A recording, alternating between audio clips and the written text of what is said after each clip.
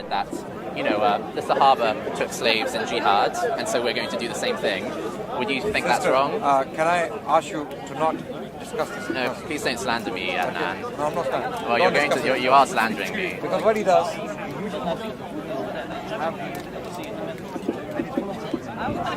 you know him for a while, and this is what he does. Don't discuss it. Because he's going to use you to discuss these topics, and I don't know what your ability is to respond to points, right? And then this goes out there, people... Yeah, no, that makes you sense. understand? Yeah, we're not even trying to talk to him on a higher level. We're just trying to talk more logical. This person is a mountain. No, that's not true. That's not true. He lies on Muslims and Islam. Have I lied about Islam so far? Yeah, you want to talk to me off the camera? But talk to me. Turn the camera off. Turn the camera off. If he's going to talk about me, you're going to talk about me right here. Like, I think that's kind of a little bit rude to talk about me right here, then say, oh no, we need to do this on camera, Yeah, exactly. But yeah, I never try and... Sorry, don't get this on camera. Don't get anything like that. Sorry, In not fact, this. this fellow is actually You want me to show you, demonstrate to you? No, I This am person okay. is an Abdullah Faisal supporter. The rise of apostasy. People are leaving Islam at unprecedented rates. The narrative of Islam being the fastest growing religion is no longer true. The Muslim community is now in damage control from this new threat. Dr. Bilal Phillips in a recent Friday sermon openly has warned the Muslim community that apostasy will come like a tsunami. And if we don't take constructive steps to deal with this, it is going to become an avalanche, a tsunami that is going to hit our community in such a way that we will have a very difficult time standing. It will knock us over. So, COE apparently asked if I could speak to you. It kind of is a challenge for other Muslim preachers in the park in particular. It's basically, You want to start? Is it ready now? Dawood, is it really loud? Muhammad in the Quran said, I do not know what will happen to me when I die. Are you greater than Muhammad? Okay, sure. Yeah, okay. Yeah, sorry. It's like, how... I mean, the topic is, how certain... Well, what's your evidence for being certain that Islam is true, especially if you're kind of sort of certain enough that you're willing, that you'd believe in your ideal Islamic state to include, for example, the apostasy law and that kind of thing. So what I'm saying is, like, if there's some people who kind of believe that in the ideal Islamic state in the future, there should be a punishment for people who leave Islam. And so kind of, what's their evidence for Islam being true? Because they must be really certain if they're willing to kind of kill people who leave Islam. Okay, so I thought it was more about if Islam becomes. You were saying if you say Islam, that you don't want Islam to be the dominant. Well, I mean, like Leon must have misrepresented me, but like we can talk about that as well. Or, like do half an hour each, or. I prefer to stick to one topic, like the topic of apostasy. I think you discussed it with hijab already. But it's that's only like a sort of a premise. It's like okay. Alright, assalamu alaikum wa rahmatullahi wa barakatuh. Oh, Ustad! Oh. I wasn't told. He's just a little bit salty about being a Faisal supporter. Ustad! Come here for a second. What's the reason? Come.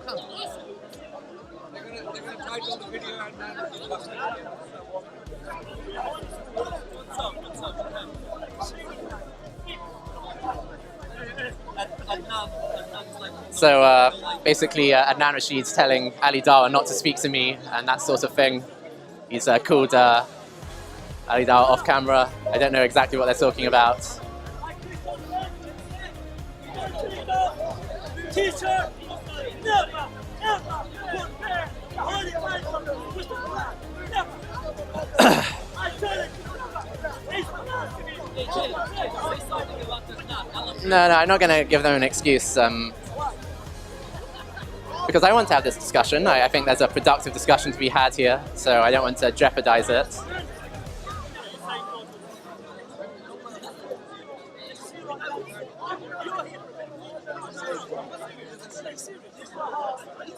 Okay, James. Yes? Because we've had many discussions on the same topic, and we haven't reached any kind of conclusion. We're just talking for the sake of it. So I'm being told not to have a pointless discussion because we've talked about this matter before. It's been discussed a variety of times. What is the purpose? So if I come to you here, imagine you have a belief system, and I come to you and say, oh, I want to talk about this. And then I go to another person, and I keep talking, and this pointless discussion just continues to carry on. So I'm being told not to waste your time or my time by discussing the same thing that's been discussed before. And I think that's reasonable because what are we achieving? Are we talking for the sake of it? Are we here for a purpose? What's the reason? So do you get it? So that's why I don't want to be here like having conflict in Islamic Christian. I don't want to have like conflicting discussions here or we're just here to convey the message. You get it? So we've talked about this discussion before, man. There's nothing else I'm going to add into it. So the discussion, well, I think this is the kind of thing that's lots of people, both Muslim and non-Muslim, would have, worries about. Like, we've discussed this. You've discussed this before many times. With hijab, with a lot of people. It's been discussed. No, we haven't. You have. Not really. Yes, you have. No, You've discussed this with many people. What is it? Are we talking for the sake of it? What's the reason? I don't think I will be talking for the sake of it. I haven't heard from you what you think is, the evidence of Islam being true. What hijab is going to say, what he said, what Ustad Adnan Rashid said, there's nothing else I'm going to bring different. Do you get it? It's the same thing. So I think the discussion is pointless. I genuinely believe if I discuss it's going to be pointless because I genuinely speak to people. What would convince you otherwise? Convince others what? Yeah, what are you looking for in a discussion in order for it to be fruitful? I believe, for example, that you've discussed this matter with different people, yeah? Like who? So there's nothing new with a variety of people. Come on, man, you've discussed this and very other things. So what's the point? I haven't been in the park for about 6 months, and yes, I've looked into Islam in more depth since then, yes. And so I'm actually behind on this topic. I don't know what you think is the good evidence that Islam is true. I don't know what you're thinking. There is a variety of evidences, but like I said, it's already been discussed. It's been discussed, and I don't want to waste your time. I'll be honest. Okay, it seems more like you're kind of blacklisting me because you know that Adnan Rashid is angry with me because I brought evidence that this and that. Well, it's not false allegations, but you know that's kind of so we can't consider him to be. He's not an unbiased person, is he? Okay, but a variety of other people have told me as well. It's not just Ustad Adnan. A variety of people said, look, what's the point? And to be honest, I don't want to talk for the same. Okay, that's a real shame. That's a real shame. I'm sorry. Okay, all right. Well, if you don't want to talk to me, then I'll have to just talk to kind of COE. Basically, what I was going to ask Ali Dawa is, what's his evidence for being so certain that Islam is true? Because he must be certain that Islam is true if he believes that we should implement Islam's laws in the ideal Islamic state in the future. And if those laws say that kind of, a Muslim who leaves Islam should receive the death penalty, you must be certain, you must have certain evidence that this is the right thing to do, because otherwise you'd be risking killing an innocent person for no good reason. So people who believe in conventional Islamic law, they have a very high burden of proof that they've set up for themselves. So I would like to know what Ali Dawa or Adnan Rashid or Mansour or any of these other people who believe that Islam is true and that we should implement Islamic law in the ideal Islamic state in the future, what is their evidence for believing that Islam is true? Because otherwise, they would just be kind of risking killing people for no good reason, other than just their personal faith, or, oh, I personally think it's true, it just feels true to me. But that would be insane. So that's what I wanted to ask him. It's a shame that he's declined and he's kind of walked away now, I guess, because it's bad optics. I'll let him get back to his stand. I'm not going to hold him hostage for much longer. But I expect that this is going to be the kind of response from a lot of them. I've been kind of soft blacklisted as a speaker by lots of Muslim Dawah speakers, basically because I kind of know a few things about Islam. And so a lot of the typical kind of dodgy claims aren't going to pass by me as easily as they'll pass by someone who knows nothing about Islam. If solid arguments and good personality were enough to convince the world of the truth of Islam, the Quraysh would have been convinced of the Prophet ﷺ as soon as the Prophet ﷺ opened his mouth. And remember that even our Prophet ﷺ, it took him 23 years of constant preaching, and even then, it wasn't his arguments that won the Quraysh over at the end of the day. It was the political conquest of Mecca. It was the political conquest of Mecca that eventually caused the leadership of the Quraysh and the people of Mecca en masse. وَرَأَيْتَ النَّاسَ يَدْخُلُونَ فِي دِينِ اللَّهِ أَفْوَاجًا. So we need to be very, very frank here. Strong arguments by themselves will never win converts. My dear brothers and sisters, because of the internet, we don't have the luxury to be in our beautiful bubble anymore. Because of the internet, I am strongly against ignoring the bigger problems out there and just teaching these half Sunday school myths. I have talked to too many people who have left the faith of our own children, and they say to me, we were taught lies, we were taught untruths, it's not correct what we were taught. See, here's the point, we have a disconnect. Our narrative of the Prophet ﷺ, our image of our Prophet is totally disconnected from their image. Public awareness has increased to the level that everything they know about our Prophet ﷺ, it's not an outright lie. It is, they've chosen this, that, oh, the massacre Banu Qurayza, they said, right? Or married to this many women. And they construct an image of a person we don't even recognize. But when you go and look at what made that image, point after point, a lot of times these points are valid, right? It's just a matter of what do you emphasize, how do you construct the image versus how do they construct the image. They could construct an image that is so radically different from ours and yet still based upon our books and our tradition. We will say, you've only chosen those aspects. How will they respond to us? What will they say to us? Number one, why do those aspects even exist? Number two, you've also picked and chosen. Exactly, right? You see, we have to be intellectually honest enough to say this, right? They will say to us, firstly, even if we chose these 10 points, why do these 10 points exist? They're problematic. You are telling us he is rahmatan lil alameen. You are telling us he is qudwa. You are telling us he is the role model. Well, if he's a role model, even if it's 10% of his life, explain that 10%. And isn't that a valid understanding from their perspective, right? And then the flip side, we say to them, you're biased. They say back in return, so are you. I believe that Islam is collapsing already. Because it's collapsing. Yeah, it is collapsing. It looks from the outside, it's growing, but from the inside, it's completely collapsing. It's not giving answers to the people. It's not improving their lives. It's not helping them at all. The Muslim community requires desperate rescue from certain challenges and things. Apostasy is happening. In America, this is the last thing, 23% are becoming apostates of Muslims, American-born Muslims. Right.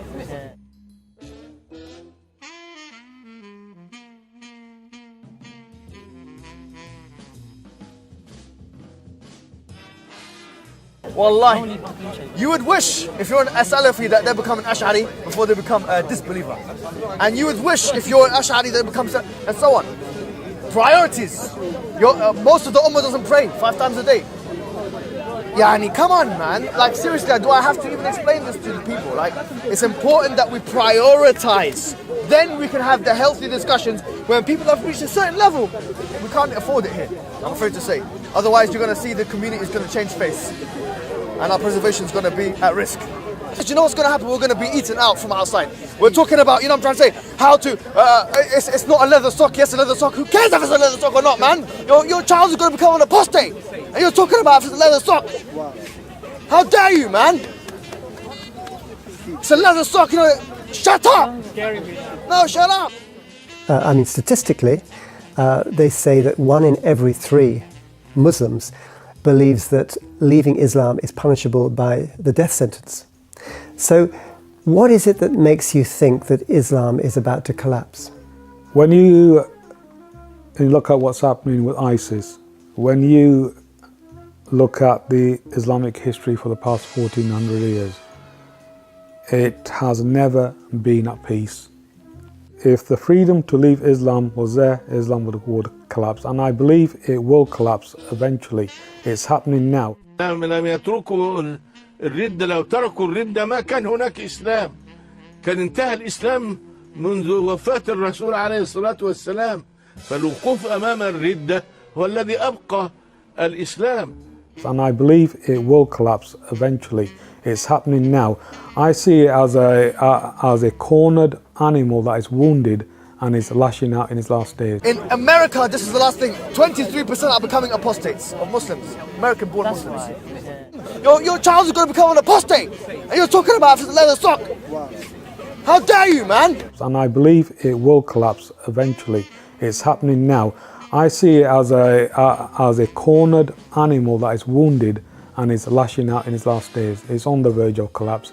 And this is why it is absolutely important for people like myself who have turned away from Islam is to speak out and say, we have turned away and we are free to do so, and we encourage others who are on the fence to do the same. The tides are turning.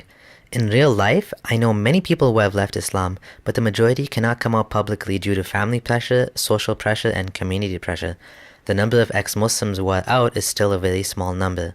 I personally know many individuals who admitted to me that they left Islam but cannot come out in the open.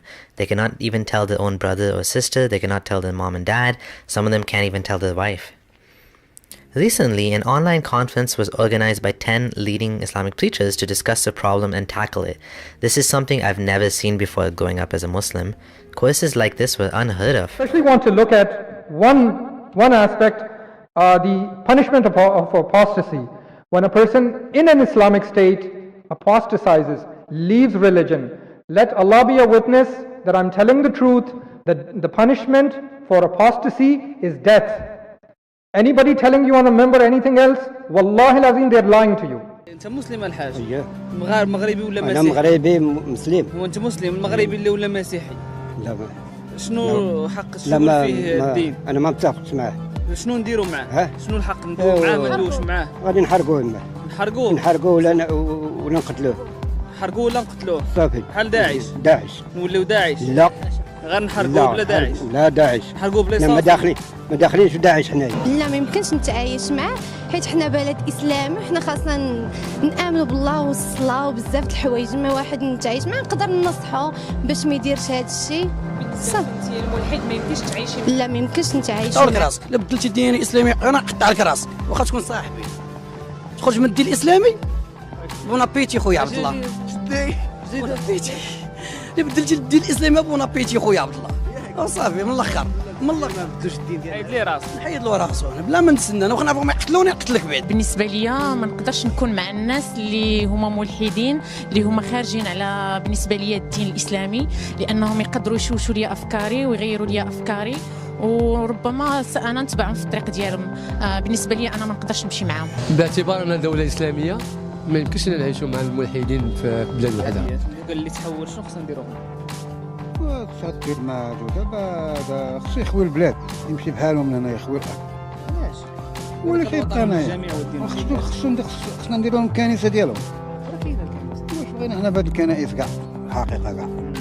شرعا هو تيتم اخبار الحاكم بان الانسان ارتد على الاسلام. الحاكم تيعطيه الاخبار ديال 3 ايام، يعني الا ما رجعش للدين ديالو تيجو واجب القتل ديالو.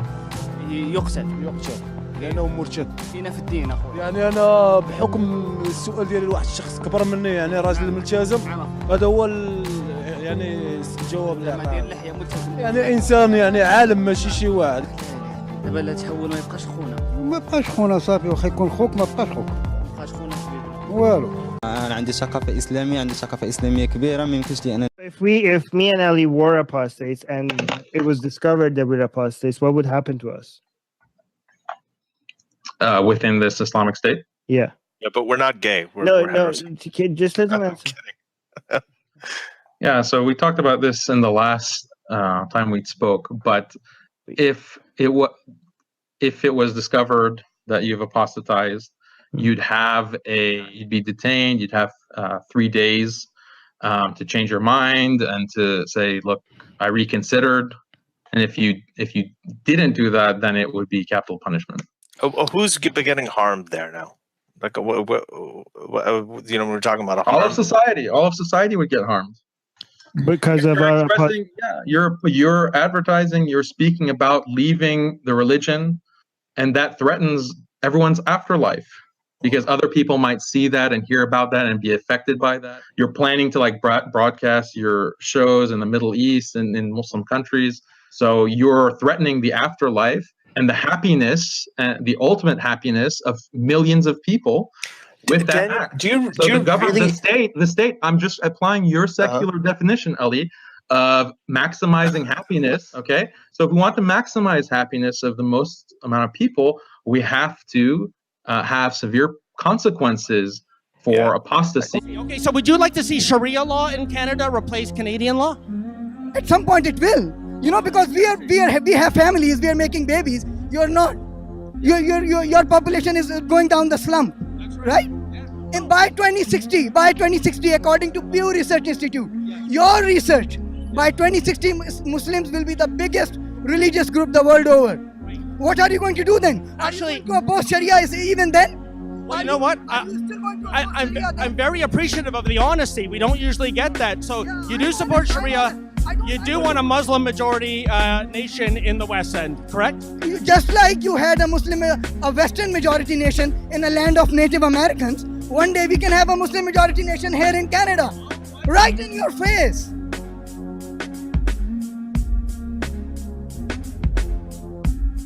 You know, I was walking towards this masjid with our Imam Uthman, and I asked him about this neighborhood, and he said, this neighborhood is all mostly non-Muslim, predominantly white people, okay? And my question was, how are we going to give them da'wah? Because Allah subhanahu wa ta'ala has put you and I in this country for a purpose, right? Yes? We have come here for a purpose. And the purpose is da'wah. The purpose was not to make shops and drive buses and do other things. MashaAllah, halal, earning halal is a good thing. It's not a problem. But why do you earn? The question is, why do you make money? Is it to feed your stomachs? Is it to buy gold? Is it to buy a flashy car? Is it to put a carpet in your house? All of these things will remain behind. This church was made in 1930s, right? And as the Sheikh put it, who was worshipped here? The Trinity. Yes? And now it belongs to the Muslims. Now it belongs to the Muslims. And if you don't stand up today, brothers and sisters, and take control of this situation which Allah has given you, this is an opportunity. And if you don't take advantage of this opportunity, tomorrow only Allah knows who will be controlling this building.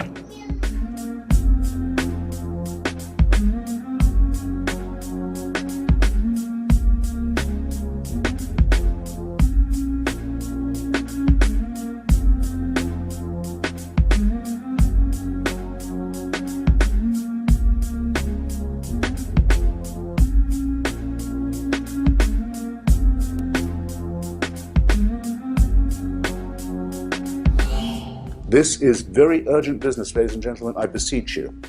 Resist it while you still can, and before the right to complain is taken away from you, which will be the next thing. You will be told you can't complain because you're Islamophobic. The term is already being introduced into the culture as if it was an accusation of race hatred, for example, or bigotry, whereas it's only the objection to the preachings of a very extreme and absolutist religion. Watch out for these symptoms. They are not just symptoms of surrender, very often ecumenically offered to you by men of God in other robes, Christian and Jewish and smarmy ecumenical. These are the ones who will hold open the gates for the barbarians. The barbarians never take a city till someone holds the gates open for them. And it's your own preachers who will do it for you, and your own multicultural authorities who will do it for you. Resist it while you can. And if you wonder what will happen if you don't, look and see how a cricket team in Middlesex in England had to change its name by force last week because it was called, and had been for years, the Middlesex Crusaders. Look and see how stories about little pigs can't be taught to children in English schools anymore, lest offense be taken by the religion of peace. Resist it while you can.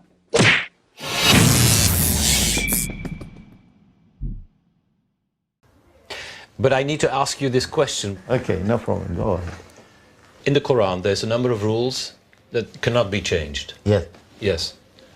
Where is the rule on the punishment for apostasy in that respect? Which is death. See.